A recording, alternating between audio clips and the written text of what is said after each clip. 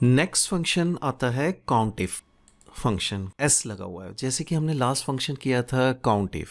काउंटिफ function क्या करता था, एक पर्टिकुलर रेंज के अंदर कोई कंडीशन अगर कोई सेल फुलफिल कर रहा है या मीट कर रहा है तो वो उन सेल्स को काउंट करता था। तो अब यहां पे क्या है देख रहे हैं हम ध्यान से, सिंटेक्स, एक रेंज क्राइटेरिया यानी कंडीशन, दूसरी रेंज क्राइटेरिया यानी कंडीशन। जब आपको स्क्वायर ब्रैकेट्स नजर आए तो इसका मतलब समझ लीजिए कि ये ऑप्शनल है, ये मैंडेटरी है वैल्यूज देनी, यानी ये जरूरी है, बगैर इसके फंक्शन काम नहीं करेगा। यानी रेंज क्राइटेरिया, अगली रेंज और क्राइटेरिया देना जरूरी नहीं है। तो यहां पे क्या हो रहा है, चाहे वो सेम रेंज हो या वो डिफरेंट रेंज हो, दोनों दो या दो से ज्यादा रेंजेस जितने भी आप दोगे उन पे एक ही कंडीशन चेक हो सकती है या सेम रेंज पे डिफरेंट कंडीशन चेक हो सकती है। मींस हम इस सेल्स में भी काउंट कर रहे हैं, इस सेल्स में भी काउंट कर रहे हैं और इस सेल्स में भी काउंट कर रहे हैं, वो सेल्स जो एक पर्टिकुलर कंडीशन को फुलफिल कर रहे हैं, और देन उनका टोटल काउंट यहां दिखा रहे हैं। तो हम देखते हैं इसकी description. The COUNTIF function is categorized under Excel statistical function. COUNTIFS will count the number of cells that meet a single criteria or multiple criteria in the same or different ranges. The countif function is a built-in function in Excel that is categorized as statistical function. तो ये एक statistical function है और ये count करता है number of cells में या different ranges of cells में उन cells को जो एक condition या क्राइटेरिया को फुलफिल करते हैं, मीट करते हैं। मैं यहाँ पे जो पहले सेल में मैंने फंक्शन यूज किया है इज इक्वल टू लिख रहा हूँ, उसके बाद काउंटिफ्स एस लगाया, एस रिप्रेजेंट करता है मैनी को, ठीक है। तो मैनी यानी multiple range of cells, multiple conditions. तो मैंने ब्रैकेट स्टार्ट किया, उसके बाद पहली रेंज आई, पहली रेंज कितनी है F7 से F11, तो ये है F7 रेंज, F7 से F11। उसके बाद मेरे को देनी है डबल अपॉस्ट्रोफ में एक कंडीशन। तो मैंने कंडीशन क्या दी, क्या वो ग्रेटर देन इक्वल टू 20 है। इसमें ध्यान से देखिए हमें कितने सेल्स मिले, 3। उसके बाद अगली आई कंडीशन E7 से E11, यह है E7 से E11। क्या इसमें 20 से अबव है? नहीं है, लेकिन मैंने यहां पे सेम कंडीशन ना लेके डिफरेंट कंडीशन ले ली। तो वो कंडीशन क्या थी, क्या ये ग्रेटर देन इक्वल टू 1 है? यहां हम देखते हैं ग्रेटर देन इक्वल टू 1 वाले कितने हैं, 1 2।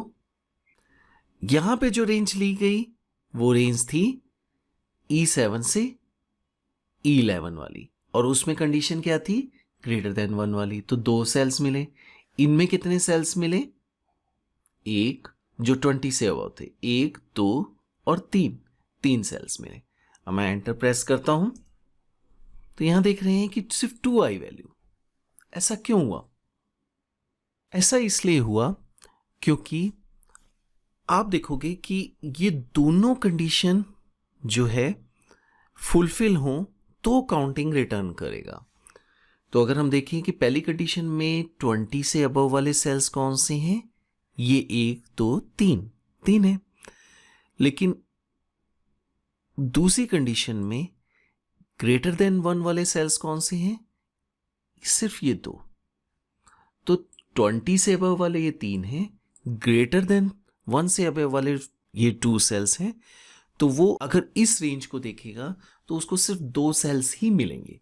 मींस कैसे, वो एक सेल रेंज में से 2 सेल उठाए, दूसरी सेल रेंज में से 3 सेल उठाए उसने, तो वो देखेगा कि कॉमन कौन से सेल्स हैं, कॉमन कौन से सेल्स हैं एक दूसरे के साथ। तो लास्ट में जो हमने कंडीशन दी थी वो एक टाइप से उस कंडीशंस को फुलफिल करते हुए हमें लिमिटेड सेल्स देंगी या सिर्फ वही सेल्स देंगी जो कि कॉमन होंगे। बट यहां कॉमन तो कुछ नजर नहीं आ रहा देखा जाए तो।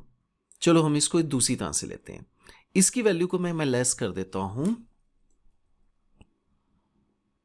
इसको कर देते हैं 15। अब काउंटिंग 1 क्यों होगी? काउंटिंग 1 इसलिए हो गई, ध्यान से देखिए, डबल क्लिक किया मैंने, इन 3 सेल्स में से फिर 20 से अबव कौन से हुए? 1 और 2। और इस सेल्स में 1 से अबव कौन से हुए? ये 2। तो अगर हम देखें कि एक ही रो के अंदर कितने कॉमन बन रहे हैं सेल्स, जिनमें दोनों क्राइटेरिया फुलफिल हो रहे हैं। अगर हम देखें तो जो ये वाली रो है, 8th रो, इसमें 1 से अबव वाला तो ये सेल है, लेकिन 20 से अबव वाला ये सेल नहीं है। लेकिन इस वाले सेल में 1 से अबव वाला ये सेल है, और इसी रो में अगर हम आगे देखें तो 20 से अबव वाला ये सेल है। तो ये दोनों कंडीशन इस रो के अंदर के दोनों सेल्स में फुलफिल कर रही हैं। तो इस सिचुएशन में हमारी काउंटिंग 1 निकलेगी। इवन यहां 20 से अबव ये है, लेकिन ये 1 से अबव नहीं है। तो सिंगल रो के अंदर अगर मल्टीपल रेंजेस में डिफरेंट क्राइटेरिया या डिफरेंट कंडीशंस को फुलफिल करने के लिए अगर हम चेक करें, तो देन सिर्फ लिमिटेड सेल्स ही ऐसे होंगे, यानी गिने चुने सेल्स ही ऐसे होंगे जो दोनों क्राइटेरिया या दो या दो से ज्यादा क्राइटेरिया के कंडीशंस को फुलफिल कर रहे हो। वेल, हम इसको एक और तरह से देखते हैं, क्योंकि अभी तक हम लोग सिर्फ काउंट कर रहे थे नंबर्स को, और अभी तक हमने सिर्फ वैल्यूज को ही क्राइटेरिया में लिया था।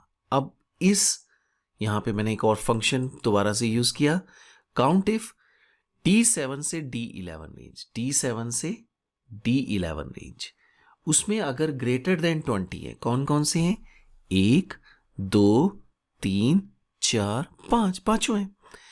लेकिन C11 अगला जो कंडीशन दे रहा हूं उसके लिए मैंने एक रेंज ली C7 से C11 तक के बीच में, तो C7 C11।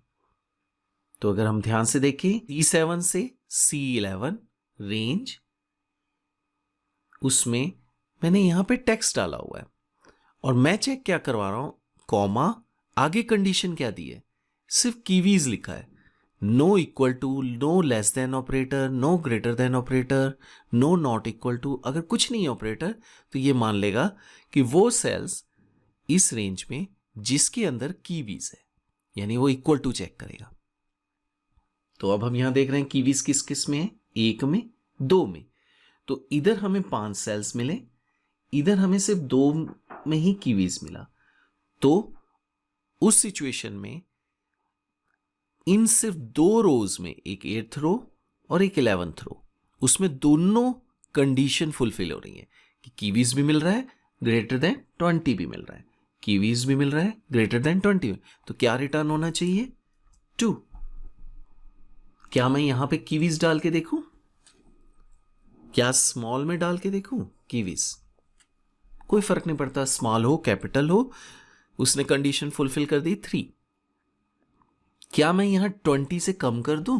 क्योंकि ये दोनों कंडीशन फुलफिल नहीं होंगी, फिर तब काउंट 3 की बजाय 2 होनी चाहिए। हो गया, यानी सिर्फ ये एक कॉम्बिनेशन ऑफ रो हुई, मतलब सेल्स हुई, चाहे ये कॉम्बिनेशन ऑफ सेल्स हुई, चाहे दूसरी कॉम्बिनेशन ऑफ सेल्स ये हुई, जिसमें दोनों कंडीशन फुलफिल हो रही हैं कि कीवीज भी है, 20 से अबव भी है, कीवीज भी है, 20 से अबव भी है। तो count ifs function same range या डिफरेंट रेंजेस में अलग अलग कंडीशंस को चेक करता है और उन्हीं सेल्स का काउंट करता है। यहां पे सेल्स भी कहना गलत होगा, उन सेल कॉम्बिनेशन का काउंट करता है अलग अलग रोज में, जो कि दोनों कंडीशंस को फुलफिल कर रही हैं। अगर हमने 2 कंडीशन यानी 2 रेंज और 2 कंडीशन दी हुई हैं, अगर हमने मल्टीपल दिए हैं, जैसे कि अगर मैं यहां पे कॉमा डाल के एक और कंडीशन भी ले सकता था, जैसे ये ले ली कंडीशन, फिर कॉमा, सिंगल अपोस्ट्रोफ में या डबल अपोस्ट्रोफ यानी डबल इन्वर्टेड कॉमा में मैं लिख रहा हूं ग्रेटर देन 1, ठीक है, डबल अपॉस्ट्रोफ एंटर। तो अब ये कुछ गड़बड़ हो गई, ठीक है। वो क्यों गड़बड़ होगी?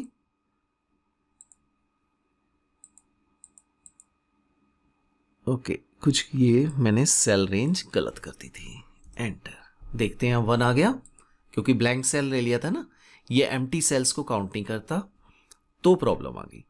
क्योंकि एक चीज ध्यान रखने वाली बात है